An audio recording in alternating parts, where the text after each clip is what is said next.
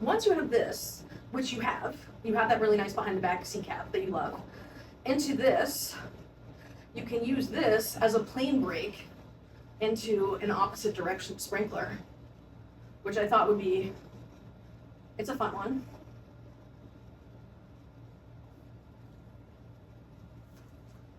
Behind the back cap, then you come into the pendulum, and then you move one of them faster than the other one so that you can go into an underhand opposite. Like if you put them below your arms, it would be like an underhand opposite butterfly. So, you know, each hand is, your left hand is, you come down, and I'm doing, my right hand goes back first. So when my left hand comes into here, I'm going slower and then pulling around to the front. Whereas with my right hand, when I'm coming down, I'm pulling around faster to the back so that I can go into the anti-spin first.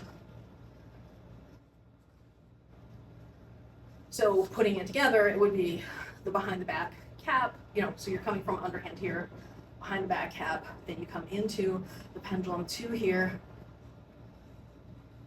And I guess the way to think about it, if you looked at it from the back view, is when I come into this point here, I then twist my body to the right. And as I'm twisting my body to the right, this left hand flies out in the front, while this hand flies to the back to your anti-spin. Of course, the next level with that is I would invite you to practice that with the turns once you get the sprinkler. But then if you have that opposite direction sprinkler, that lends itself to some really interesting looking turns, because you can have one hand, let's see, you can have something like this, right, where you're going this way, and you have, it's a very different aesthetic, right, than a same direction sprinkler.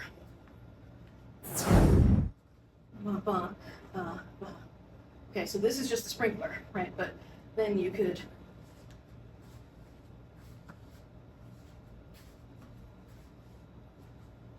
and you could stop anywhere in there if you want to. And then you could even exit into an over the head thread the needle or some such. And then I would say the key trick for you right now is this.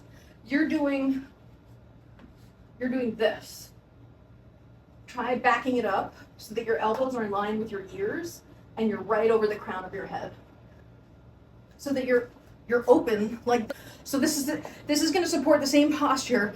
You want to still be open like this instead of this, and you want the hands to be here, not here. The one thing I would say that you can play with also with this thread the needle is, well, I'll give you a couple things.